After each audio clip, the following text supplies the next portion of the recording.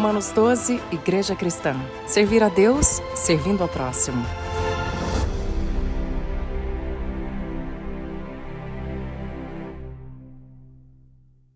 Nós vamos abrir as nossas Bíblias em 1 Pedro, capítulo 1, versículos 3 até o 7. Abra sua Bíblia em 1 Pedro, capítulo 1.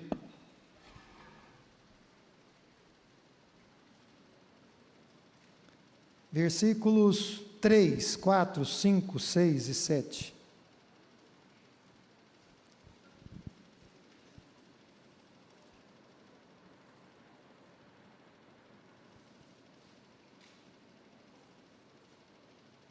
Como os irmãos estão lembrando, nós fizemos como igreja a leitura desse texto esta semana.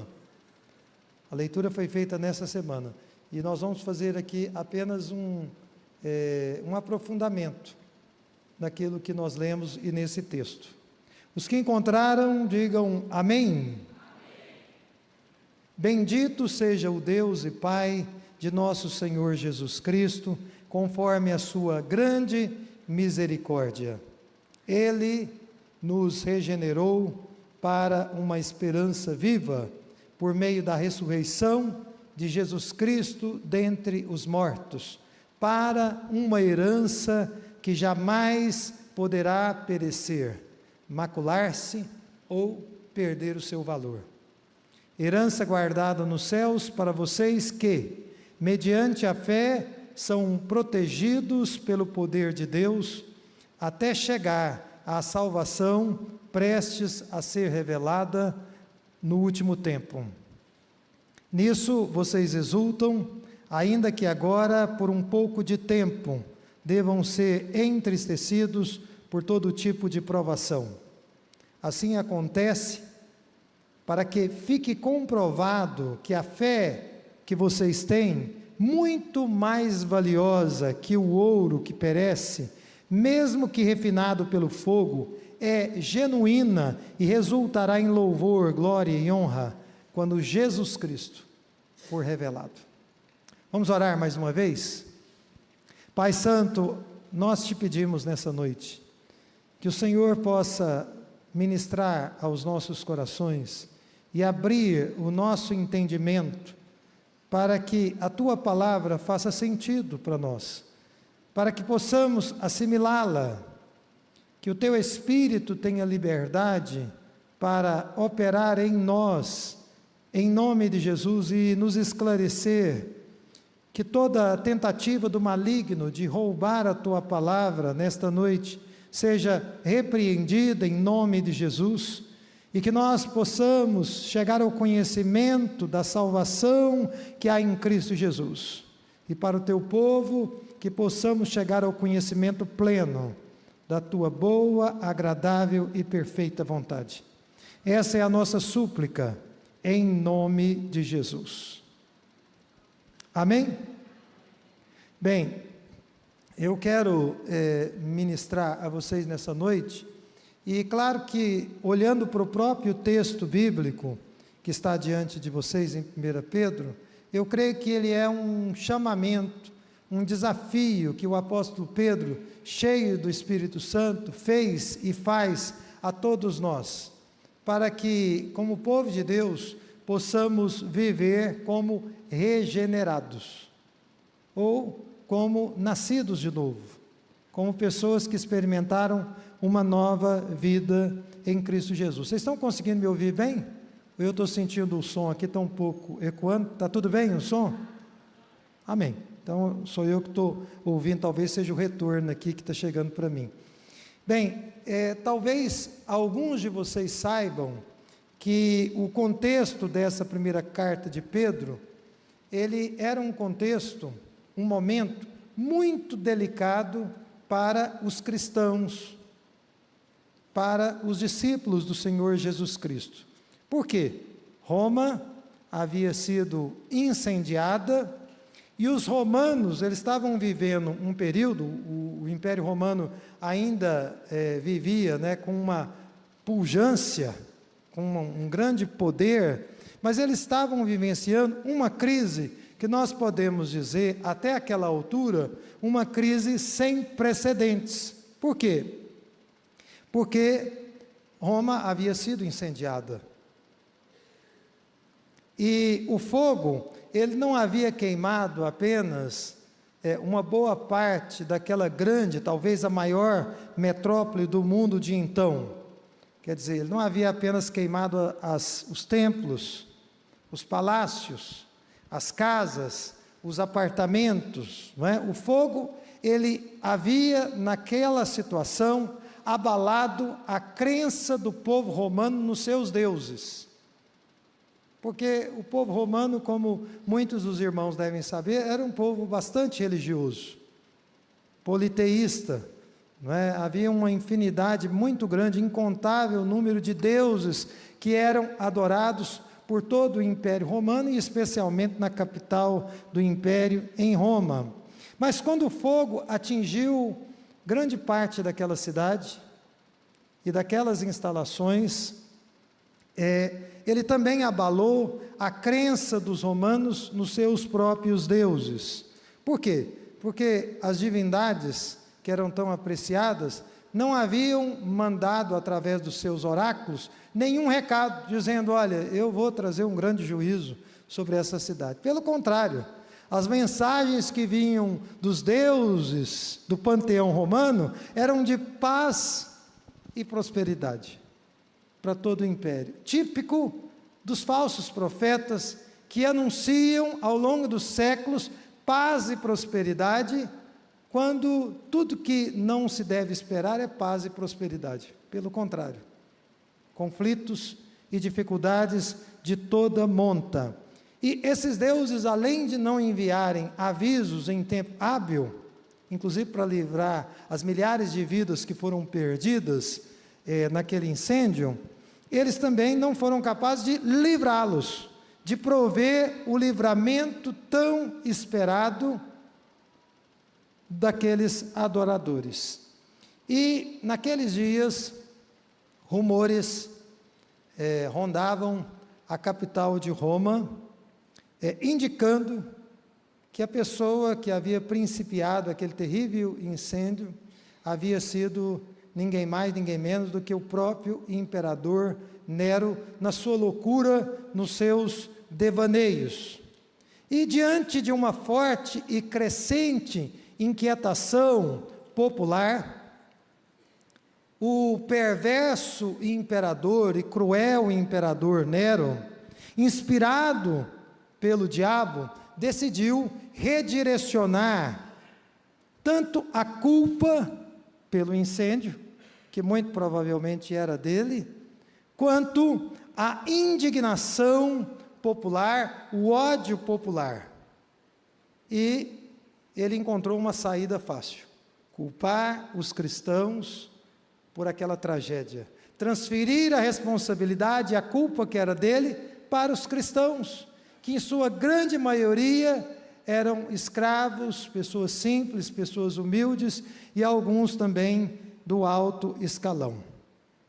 Bem, quando o apóstolo Pedro, cheio do Espírito Santo, escreveu essa epístola, os cristãos estavam sofrendo, em decorrência de tudo isso que eu introduzi a vocês, uma fortíssima oposição sem precedentes. E sobre eles pairava tanto a ira do imperador Nero, que era um louco, quanto a ira do povo romano, que buscava alguém a quem culpar por aquela terrível tragédia. E o apóstolo Pedro instruía e nos instrui hoje o povo de Deus quanto a como viver em períodos de tão grande e de tão séria adversidade. Como é que eles deveriam viver? Como é que eles deveriam reagir diante de uma perseguição tão grande? É sobre isso que Pedro vai tratar na sua carta, especificamente.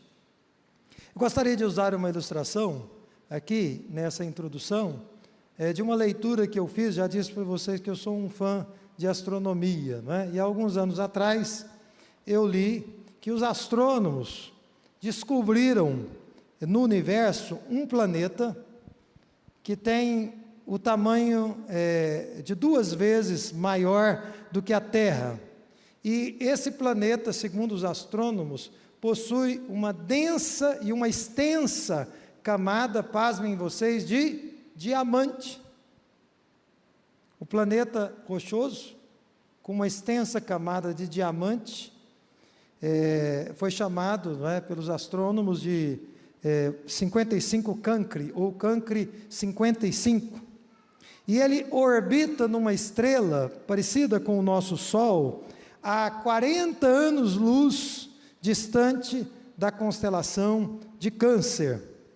E ele se movimenta tão rápido que um ano como nós conhecemos aqui no nosso planeta e na nossa galáxia dura apenas 18 horas, por causa dos movimentos rápidos que ele faz em torno daquela estrela. Os irmãos sabem que diamante, aqui nesse lindo planeta azul, é uma das pedras mais preciosas. Eu creio que poucas pessoas aqui nesse templo têm diamante consigo, porque realmente é uma pedra preciosíssima e muito cara. Mas agora, pela via da ciência astronômica, nós sabemos que o nosso Deus criou um planeta diamante. Em meio a tantos astros que orbitam o universo afora, ele criou um planeta que nós podemos chamá-lo aqui não de Cancri 55, mas de planeta diamante. Vocês conseguem imaginar, o valor que os homens no nosso planeta atribuiriam ao Cancri 55?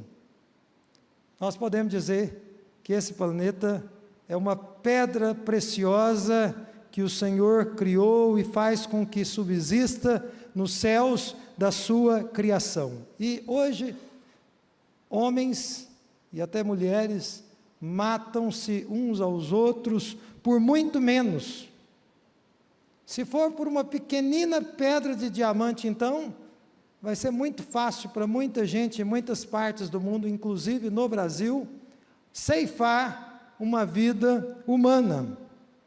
Agora, irmãos, quando nós encaramos essa relativa, recente descoberta da astronomia, nós vemos a grandeza da criação divina. Amém? É muito grande a criação divina. E além disso, nós podemos refletir que nós, muitas vezes, nós nos perdemos por muito pouco. Nós ficamos deslumbrados aqui no nosso planeta Terra, com os bens materiais, com um pouquinho de conhecimento que a gente adquire aqui e ali ao longo da nossa vida. Nós ficamos deslumbrados com alguma coisa que nos dá prazer, que nos faz sentir prazer, e muitas pessoas se tornam dependentes desses prazeres. Mas o planeta diamante que Deus criou nesse universo, ele nos mostra, por um lado, a grandeza da criação divina, a grandeza do nosso Deus, e por outro lado, a pequenez das nossas aspirações. Como nós aspiramos coisas tão pequeninas, tão, muitas vezes, insignificantes. O universo material que o nosso Deus criou tem coisas incríveis, mas a Bíblia nos diz, e aqui tem sido dito recorrentemente, porque assim o diz a Bíblia, assim o diz a palavra de Deus, que todo este universo com coisas incríveis um dia será desfeito. Um dia todos os irmãos e irmãs sabem, nós haveremos de enfrentar a morte. Então, e por causa disso, na pessoa do Senhor Jesus Cristo, Ele nos aceita, Ele nos chama a receber a oferta que Ele nos faz, uma oferta de salvação. Através da pessoa do Senhor Jesus Cristo, Ele nos convida a trilhar um caminho completamente diferente daquele que naturalmente nós trilhávamos ou trilharíamos independente dEle. As pessoas mais diferentes do mundo, eu ousaria dizer aqui até com certa convicção, são os regenerados em Cristo Jesus. Glória a Deus por isso. Quem são as pessoas mais diferentes do mundo? Os regenerados. Ou, como disse Jesus a Nicodemos, aquelas pessoas que nasceram de novo. E essas pessoas, diz o apóstolo Pedro, no nosso pequeno texto, são pessoas de carne e osso como nós. São pessoas que possuem sentimentos como qualquer um de nós. E por isso, muitas vezes, quem recebeu Jesus na sua vida, quem nasceu de novo, quem se tornou um homem, uma mulher, um jovem ou uma criança regenerada, é uma pessoa que muitas vezes sofre com a tristeza, mas sabe das promessas de Deus e sabe que um dia haverá de se alegrar e muito na presença do nosso Deus. São pessoas, irmãos, com valores e com perspectivas e com atitudes e com comportamentos completamente diferentes. Eles possuem muitos motivos para louvar a Deus, e por isso que todo regenerado é uma pessoa que louva. Nós não acabamos de louvar aqui na igreja, mas os regenerados vão louvar a Deus dirigindo seus carros, os regenerados vão louvar a Deus no seu trabalho, na sua escola, na sua faculdade, enfim, onde quer que eles estejam, eles sempre encontram motivos para louvar a Deus, apesar das adversidades, apesar das lutas. E eles sabem, e esse texto nos deixa muito claro quanto a isso, que serão protegidos por Deus. Deus os haverá de protegê-los, Deus os haverá de guardá-los ao longo de suas jornadas e também dos seus caminhos. Amém? Então vamos pensar, olhando para o texto, e você, claro, está com a sua Bíblia aberta em 1 Pedro, e vai permanecer com ela aberta, porque é uma maneira de você conferir, de você aferir o que nós estamos meditando nessa noite. Veja novamente o versículo 3 e também o versículo 4.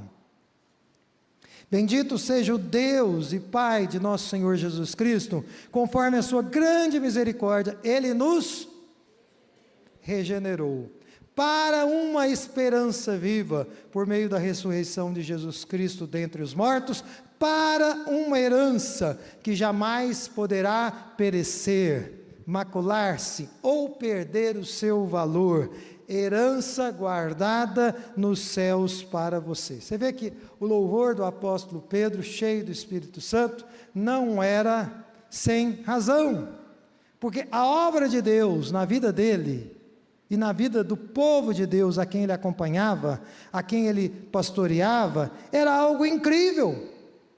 Todas as vezes que você observa a obra de Deus na vida de uma pessoa, é algo incrível, é algo maravilhoso. Portanto, haviam muitos motivos, ele tinha muitos motivos para louvar e bendizer a Deus, assim como nós que estamos reunidos nesta noite, temos muitos motivos para louvar a Deus. Amém? Então, pelo que ele louvava a Deus? Ele apresenta aqui algumas razões. Em primeiro lugar, olhe na sua Bíblia, ele louvava a Deus por causa da grande misericórdia de Deus para com ele. Deus tem estendido nesse tempo da graça sobre nós uma grande misericórdia, ou seja, é uma misericórdia em abundância, em profusão. Deus não derrama sobre a sua vida uma misericórdia a conta-gotas, não. A misericórdia dele é uma enxurrada que vem sobre você, que vem sobre a sua vida, que vem sobre a sua família. Isso é motivo suficiente para louvarmos a Deus, eu penso, não é verdade? Se Ele tem nos encharcado com a sua misericórdia, de forma alguma nós merecíamos essa misericórdia, mas Ele, com a sua graça, se inclinou para nós. E esse é o primeiro motivo. O segundo motivo pelo qual ele louvava a Deus era pela regeneração, pela nova vida que os crentes em Cristo Jesus receberam no ato de suas conversões. Porque quando uma pessoa recebe a Jesus como Salvador e Senhor, há ali a regeneração. E a regeneração significa nova vida. Uma nova maneira de pensar, uma nova maneira de sentir e também uma nova maneira de agir. E isso era e continua sendo motivo de louvarmos a Deus. Aliás, eu gostaria de dizer aqui o seguinte: Somente os que nasceram de novo é que podem oferecer a Deus o louvor que o agrada. Se alguém aqui ainda não experimentou o novo nascimento, saiba que você pode desejar isso, e no momento em que isso acontecer na sua vida, da sua boca, do seu coração, vai brotar, vai jorrar um louvor que de fato agradará a Deus. A parte do novo nascimento, da regeneração, nós só estamos cantando canções cristãs. Nós só estamos replicando. Nós só estamos participando de um ajuntamento religioso. Mas nós não conseguimos até aquele momento realmente louvar a Deus. Mas ele também louvava a Deus pela esperança que os crentes possuem. E que esperança é essa? É uma esperança que nascia e continua nascendo da ressurreição de Cristo Jesus. Nós sabemos que podemos continuar firmes até o fim, inclusive quando a morte chegar, por uma razão muito simples, porque Jesus Cristo enfrentou a morte, venceu a morte, triunfou sobre a morte e ressuscitou. Glória a Deus por isso. Por isso nós podemos continuar seguindo o nosso caminho, sabendo que há uma garantia, mesmo que a morte nos seja terrível. Mesmo que naquela hora última você sinta um mal-estar muito grande, você diga para você mesmo: meu Deus, será que é agora? É agora que eu vou ter que enfrentar a morte? Mesmo que você tenha que enfrentar, e certamente todos nós, se não formos arrebatados, teremos que enfrentar a morte. Naquele momento nós sabemos que o nosso Rei, o Senhor Jesus Cristo, já olhou a morte olho no olho e triunfou sobre ela. Isso traz ao nosso coração esperança. Diz a Bíblia que a morte é o último inimigo a ser vencido, a ser derrotado. E é com essa esperança que nós podemos olhar para além dos portais eternos. Glória a Deus por isso. Algumas pessoas só conseguem olhar os portais de fora, porque não tem esperança. Eles veem os ferrolhos das portas da morte, mas não conseguem ver além. Quem tem fé em Jesus, vê além do portal, vê além dos portais, porque sabe que Jesus já garantiu o acesso à presença de Deus. Essas pessoas já sabem disso, mas ele também louvava a Deus pela herança que os crentes receberão um dia. E que herança será essa? Olha aí na sua Bíblia, você vai ver uma herança imperecível, imaculada, de valor permanente que está guardada nos céus para aqueles que creem. Em outras palavras, é algo totalmente diferente de uma herança terrena. Eu não sei se você, como filho, recebeu do seu pai ou da sua mãe uma herança. Essa herança que você porventura tenha recebido, ela é corruptível. Ela é finita. Ela é limitada. Mas a herança que Deus tem reservado para o seu povo, ela é imperecível, imaculada, e o valor dela nunca se esgota. É permanente, é para sempre, vai estar conosco para sempre. Então, irmãos, nós precisamos entender, nessa noite, que podemos, se estivermos em Cristo Jesus, louvar a Deus por uma herança que nele nós podemos receber. E nós somos regenerados, tanto, diz o apóstolo Pedro, para uma esperança viva, quanto para uma herança eterna. As duas coisas. É uma esperança viva e é uma herança eterna. Ou seja, é uma herança que não tem fim. Ora, de que o apóstolo Pedro está falando aqui? Ele está dizendo que a nova vida que nós recebemos em Cristo Jesus nos dá consciência da vida eterna.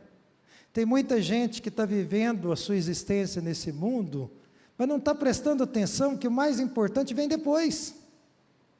Quando uma pessoa recebe a Jesus, É como se um sino tocasse na cabeça dela, e ela então tem um despertamento, e ela consegue enxergar que existe algo muito, muito, muito maior na eternidade reservado para o povo de Deus. Então, essa pessoa, seja uma criança, seja um adolescente, seja um jovem, seja um adulto, seja um idoso, ganha consciência dessa vida eterna. E tem algo mais que Pedro nos diz aqui. Ele nos diz que, além da consciência,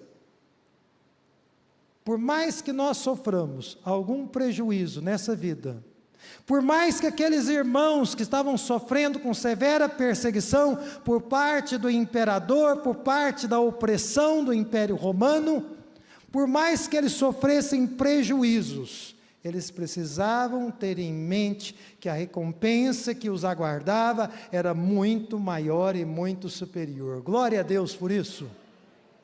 Isso também precisa estar muito claro para todos nós. Amém? Mas o apóstolo Pedro também vai nos dizer, olhe aí na sua Bíblia no verso 5, que os regenerados, eles são protegidos pelo poder de Deus. Veja aí o verso 5. Mediante a fé, são protegidos pelo poder de Deus, até chegar à salvação, prestes a ser revelada no último tempo. Sabe o que isso significa? Pessoas que aceitam a Jesus, que nasceram de novo, ou sinônimo, que foram regeneradas, elas continuam vivendo nesse mundo. Elas não foram arrebatadas, elas não se transformam em anjos, né? Porque senão nós teríamos, né, um evento incrível, todo culto aqui, né? A pessoa aceitava Jesus, já começava a voar, subir, recebia o corpo glorificado. Nada disso acontece. Uma pessoa aceita Jesus, ela continua com os pés no chão.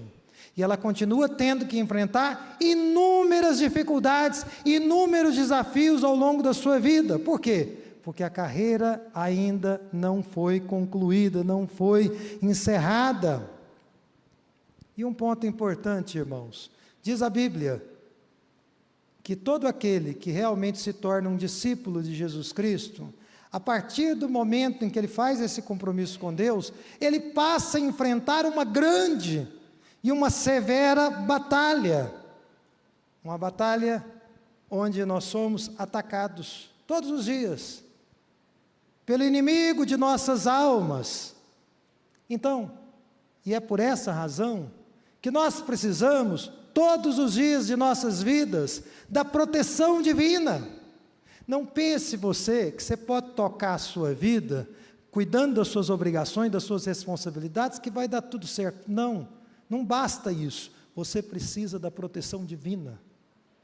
Você precisa que Deus te proteja de tropeçar. Você precisa que Deus proteja o seu cônjuge, os seus filhos, a sua casa, o seu trabalho, porque o adversário, o inimigo de nossas almas, ele está lutando contra você.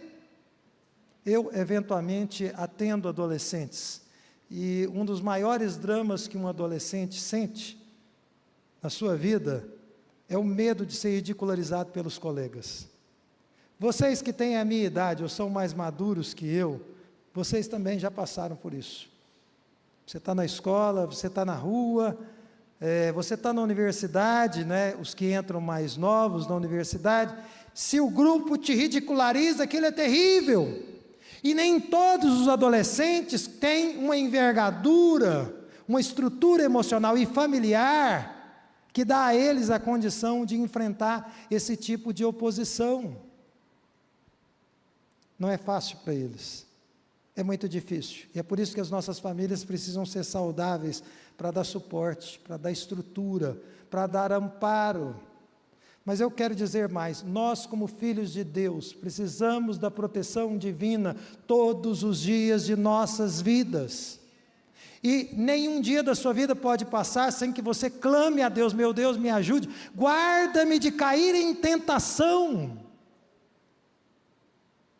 O mais espiritual que está aqui da igreja, seja ele quem for, precisa clamar a Deus para guardá-lo de tropeçar. Porque contra as armas do inimigo, que foi um querubim, um anjo muito poderoso, Nós não temos poder em nós mesmos. Nós precisamos da intervenção divina sobre as nossas vidas. Amém? Isso deve produzir em nós uma espécie de temor. Então, segundo Pedro, a nossa proteção, ela acontece, olha aí na sua Bíblia no versículo 5, através do poder de Deus. E nós acessamos esse poder pela fé. Você ora, você pede, você crê. Você vai entrar em uma reunião terrível no seu trabalho, e você ora: Senhor, me guarda da fúria do diabo. Me guarda da fúria do inimigo. Nesse momento, você age pela fé. E pela fé, você confia no poder de Deus, na intervenção de Deus. Nós cremos e nós depositamos a nossa confiança em Deus, e nós cremos que Ele vai nos guardar seguros até o dia da nossa salvação. Glória a Deus por isso. Deus não guarda o seu povo apenas em alguns momentos, não. A vontade dEle é nos guardar todos os dias. Até aquele dia em que nós, como ovelhas do seu rebanho, vamos entrar na glória celeste. Porque Ele é o nosso pastor. Ele é o nosso supremo pastor. Infelizmente, muita gente, eu lamento dizer isso, acaba se perdendo no meio do caminho. Muitas pessoas acabam fracassando porque não compreendem que a nossa batalha não é de cunho apenas social, não é de cunho apenas mental, psíquico, ela é essencialmente uma batalha espiritual. A luta que você está enfrentando, e nós temos sido recorrentes, porque a Escritura o é nessa ênfase, ela é uma luta primeiramente de natureza espiritual. Eu repito, para que você não saia daqui confundido, não pense que com qualquer expediente humano, você vai ter condições, você vai ter estrutura para enfrentar as hostes espirituais das trevas, porque não terá.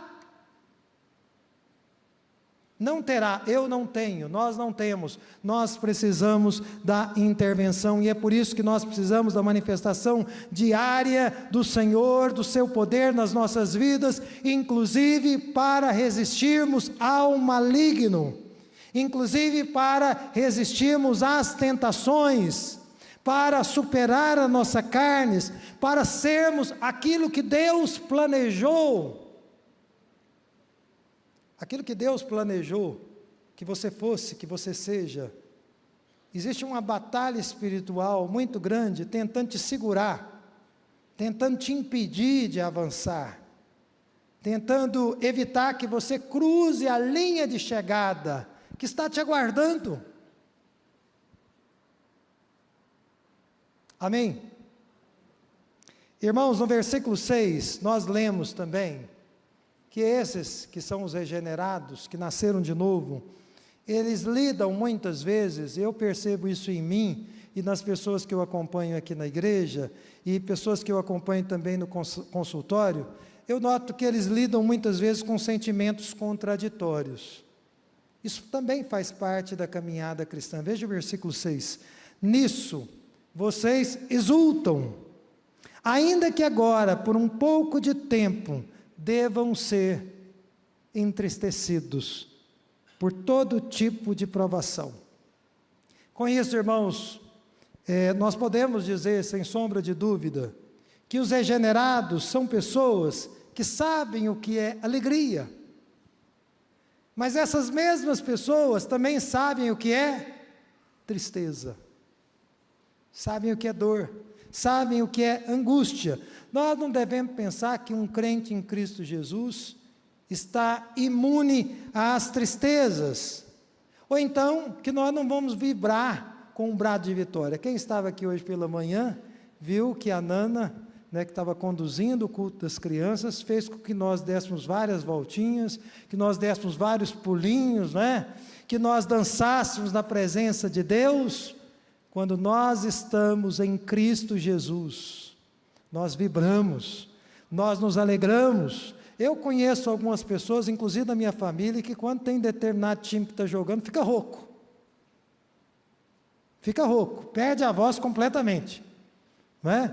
Mas quando se trata de louvar e bendizer a Deus, é comportadíssimo, não é?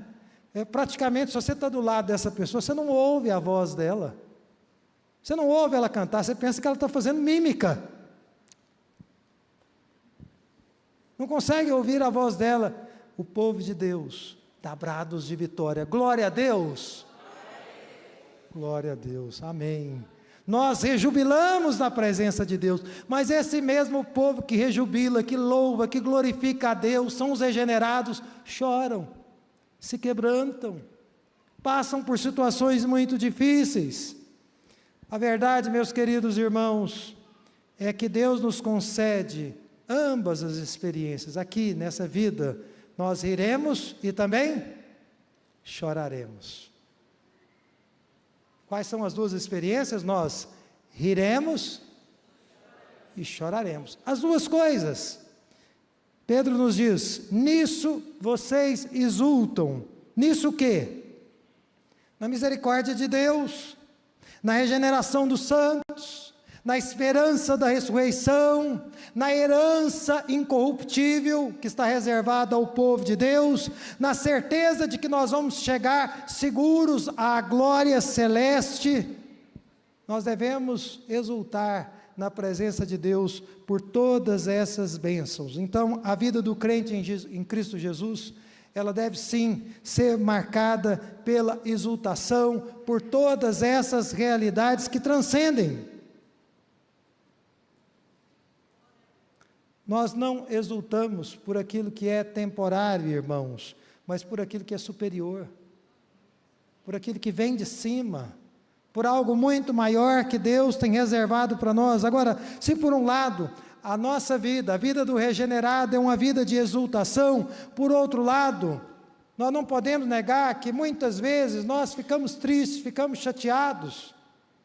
Se você chegou aqui na igreja hoje triste por alguma razão, por alguma causa, e você é um crente em Cristo Jesus, saiba, isso faz parte da experiência cristã. Nós nos entristecemos frente a todo tipo de provação que Deus permite.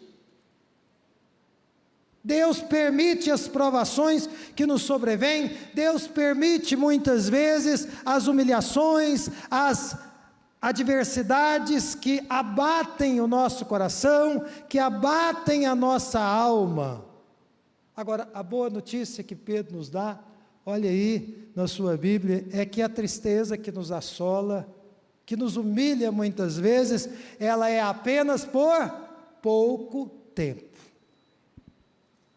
Ela é apenas por pouco tempo, diz a Escritura. Imagine agora todas as lutas que vocês estão enfrentando. Todas as batalhas, pode ser na sua vida pessoal, pode ser na sua vida conjugal, pode ser na sua vida familiar, na sua vida financeira, na sua vida, enfim, qualquer área da sua vida. Se você está passando por essa luta, por amor a Jesus, e comprometido com Ele, saiba de uma coisa, essa luta será por pouco tempo. Amém?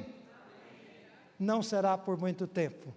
Não vai durar para sempre, em nome de Jesus. Agora, por que das tristezas dos regenerados, dos crentes em Cristo Jesus? Por que a gente passa por tantas tristezas? Veja o versículo 7.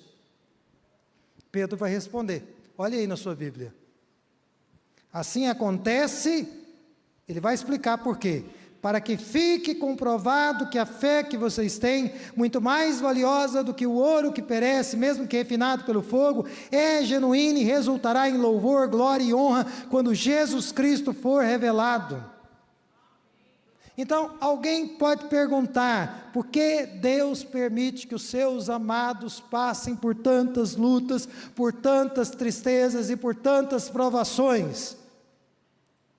Por que Deus permite que isso aconteça com essas pessoas tão amadas e tão especiais? O apóstolo Pedro responde, assim acontece, para que fique comprovado que a fé que vocês têm, muito mais valiosa do que o ouro que perece, mesmo que refinado pelo fogo, é genuíno, é genuína. Então, o objetivo dessas provações, meus queridos irmãos e amigos, é deixar comprovado para as nossas próprias consciências, para o mundo espiritual que está nos assistindo, para as pessoas que estão ao nosso redor, o quão genuína é a nossa fé. Deus permite que o seu povo passe por adversidades, porque Ele quer deixar patente diante dessas pessoas e do mundo espiritual, que essas pessoas realmente são servos dEle, que essas pessoas realmente amam a Deus. Meus irmãos, a fé pode ser encarada por muitas pessoas, especialmente os ateus, como um devaneio. A fé pode ser encarada como sendo algo, entre aspas, oportunista, como sendo algo interesseiro, como sendo uma fuga dos reais problemas. Mas o que a Bíblia está nos dizendo aqui é que a verdadeira fé, ela é uma evidência do nosso relacionamento com Cristo. Amém? E isso fica claro quando as tribulações vêm. Isso fica claro quando as lutas vêm. Meus queridos amigos e irmãos, os regenerados, eles são e serão sempre facilmente reconhecidos nas lutas, nas adversidades e nas provações. A fé genuína resplandece, ela brilha. Você não conhece um crente em Cristo Jesus quando tudo está indo bem, quando ele está ganhando muito dinheiro, quando ele está prosperando? Você conhece um crente em Cristo Jesus quando ele está enfrentando oposição, quando ele está sendo perseguido, quando ele está debaixo de humilhação, quando ele é provado na sua obediência a Deus? E esta fé, segundo a Escritura, ela é muito mais valiosa que o ouro refinado. Em outras palavras, ela vale muito mais que todo o ouro, que todas as riquezas desse nosso mundo. O ouro, ele tem o seu valor, não tem? Eu tenho aqui um pouquinho de ouro na minha mão. É um símbolo que eu tenho carregado ao longo dos anos, mas o valor da nossa fé é infinitamente maior, e é por isso que nós não podemos mercadejar a nossa fé. É por isso que nós não podemos abrir mão dela por coisas pequenas, por coisas passageiras. Existem muitas pessoas que estão negociando a fé pura em Cristo Jesus, por coisas tão banais, e às vezes até coisas religiosas, coisas que fazem parte, do nosso cotidiano cristão. Além disso, o apóstolo Pedro, ele nos diz que nós devemos prestar atenção nos resultados da fé genuína. Olha aí na sua Bíblia: a fé genuína resultará em louvor, glória e honra quando Jesus Cristo for revelado. Então, no presente, o que é que um regenerado tem? Lutas, desafios, mas é certo de que se ele permanecer, se ela permanecer firme, nós vamos compartilhar da glória de Cristo Jesus. Glória a Deus!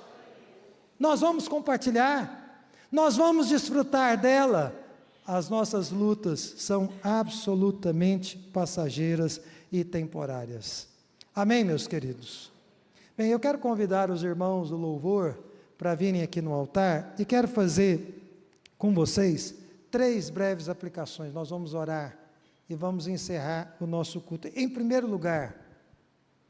primeiríssimo lugar, eu quero apelar a todos que aqui estão, no sentido de que desejem em seu coração a regeneração. Clame a Deus por essa obra na sua vida, na sua alma, na sua mente. Peça a Deus: Senhor, eu quero viver uma vida realmente, de fato, regenerada. Eu quero viver uma vida distinta.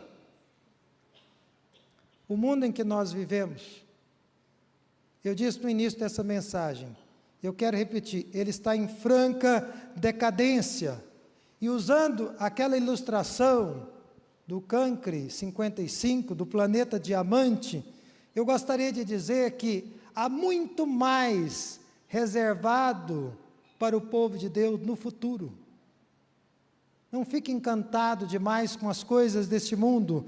Deus tem reservado algo muito maior. A salvação em Cristo Jesus não é a salvação apenas de algo. A salvação em Cristo Jesus é algo para algo maior. Deus quer te salvar da perdição, sim, mas Ele quer te salvar para algo muito maior e muito melhor e muito superior a tudo que você conhece, a tudo que você tem conhecimento. Aquelas pessoas que estão aqui que ainda não tiveram um encontro pessoal com o Senhor Jesus Cristo, mas sentiram desejo, ouvindo esta palavra de Deus, que não é uma palavra minha, sentiram desejo de fazer parte da família de Deus, da companhia dos santos. É aquele povo que está marchando nesse mundo e que está seguindo rumo à glória. Nessa noite, eu quero fazer um apelo a vocês. Peçam a Deus: Senhor, transforma a minha vida. Eu quero ter uma vida regenerada para a glória do seu nome. Amém? Segunda aplicação: é verdade que existem lutas no caminho. E para você enfrentar essas lutas, como um discípulo, uma discípula do Senhor Jesus Cristo, você vai precisar todos os dias da manifestação do poder de Deus. Todos os dias. Nunca pense assim: hoje é um dia normal na minha vida, está indo tudo bem, não é? Deus tem me abençoado muito. Entenda, existe uma luta acima da sua cabeça. Você precisa da misericórdia de Deus, você precisa da intervenção, você precisa do livramento divino na sua vida e também nas vidas daqueles a quem você ama. E eu gostaria de dizer que pela fé, esse poder que te livra, que te guarda, está disponível a todos nós. Amém? Se vocês enfrentarem lutas e tribulações, lembrem-se dessa palavra: a sua fé está sendo testada em meio a estas lutas. Peça a Deus: Senhor, eu estou sendo testado, minha fé em Ti está sendo testada, eu quero ser aprovado. Eu quero ser aprovado pelo Senhor. Em terceiro e último lugar, na caminhada, nós muitas vezes somos tomados por sentimento de tristeza, de angústia até, mas nós sempre teremos motivos para louvar a Deus. Você sempre terá motivos para erguer a sua cabeça, abrir a sua boca e proferir o louvor, do qual Deus é digno. Então, em vez de reclamar, em vez de divagar, perdido em você mesmo, nas suas insatisfações, erga a sua cabeça e louve a Deus, e bendiga a Deus, e diga para Ele palavras que talvez você nunca disse, e talvez com esse envolvimento de mente, de coração, você vai se quebrantar na presença dEle. Vamos ficar em pé nesse momento. Curve a sua cabeça e feche os seus olhos. Nesse momento em que você ouviu a palavra de Deus, e como eu disse, brotou em seu coração o desejo de uma vida regenerada, o desejo de ser uma pessoa nova em Cristo Jesus. Nesse momento você tem a oportunidade de reagir a Deus, de responder a Ele. E se você desejar, você pode vir aqui no altar nesse momento. Nós estamos praticamente encerrando o nosso culto, mas você pode vir aqui no altar. Ou talvez irmãos em Cristo que têm vacilado de muitas maneiras, e o diabo tem ganhado terreno em suas vidas. Por quê? Porque você tem usado das suas forças para enfrentar poderes que você não consegue alcançar. Mas nessa noite, ouvindo a palavra de Deus, você entendeu que precisa do poder de Deus, que existem grandes barreiras que têm se colocado entre você e o Senhor, entre você e uma vida cristã vitoriosa, separada, santificada para Deus. Existem entidades malignas. Venha aqui no altar para podermos orar pela sua vida e podemos pedir em nome de Jesus que o poder de Deus que quebra cadeias esteja nesse momento, nessa noite, agindo na sua vida e te libertando para cumprir todos os desígnios estabelecidos por Deus para a sua vida antes da fundação do mundo. Se você sentir do Senhor, vem aqui no altar nesse momento.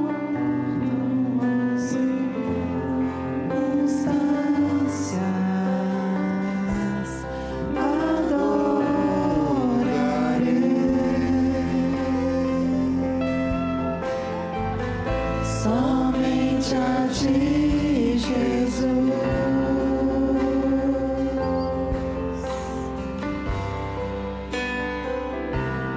te louvarei.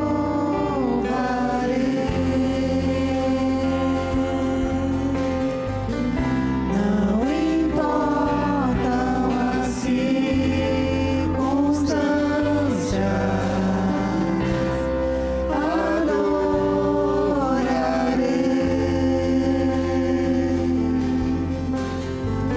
Somente a ti, Jesus. Somente a ti, Jesus. Glória a Deus. Eu peço ao conselho da igreja que se aproxime das pessoas aqui para colocar as mãos santas sobre as vidas que estão aqui no altar e clamar a Deus por cada uma delas. A comunidade da fé, a igreja, o povo de Deus, é um grupo de pecadores arrependidos. Nós seremos pecadores arrependidos todos os dias da nossa vida, até o momento da obra da consumação. Pai Celestial, em nome de Jesus, nós estamos orando pelos teus filhos que aqui estão e que ouviram a tua palavra nesta noite e a ela humildemente reagiram, confessando as suas faltas, os seus pecados, as suas lutas internas e interiores. E nesse momento eu quero te pedir, juntamente com os irmãos que estão orando aqui, eu te peço que o Senhor os torne nascidos de novo, que o teu Espírito produza neles vida nova em Cristo Jesus, que eles sejam como lemos nas Escrituras, regenerados a partir de hoje, para a glória do teu nome, para andarem na tua presença todos os dias, vestidos de vestes brancas, justificados em Cristo Jesus, capazes de resistir aos ataques do inimigo. Eu te peço nesse momento que os poderes das trevas que têm se levantado contra estas vidas sejam repreendidos em nome de Jesus, e o teu poder se manifeste na vida de cada um deles, de cada uma delas, e quebre as cadeias em nome de Jesus, para que libertos sejam, em nome de Jesus, para que andem na tua presença e sirvam ao Deus vivo, no nome de Jesus.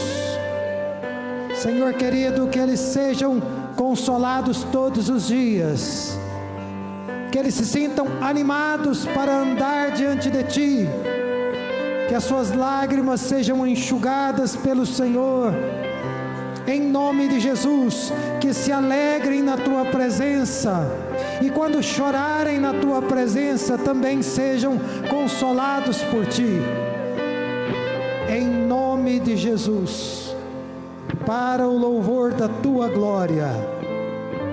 Louvado, bendito seja o Teu santo nome.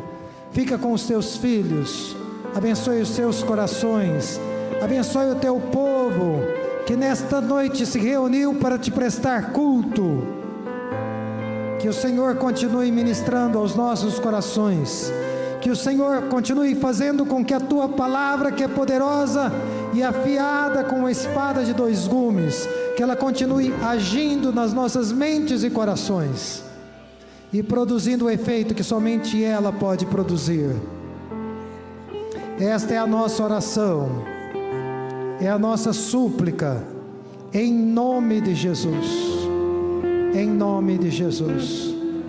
Queridos irmãos, que a graça do Senhor Jesus Cristo, que o amor de Deus o Pai, e que a comunhão e as consolações do Espírito Santo de Deus sejam conosco e com todo o povo de Deus, espalhados por toda a face da terra, não apenas hoje, mas para todos sempre. E todos nós digamos amém. Romanos 12, Igreja Cristã.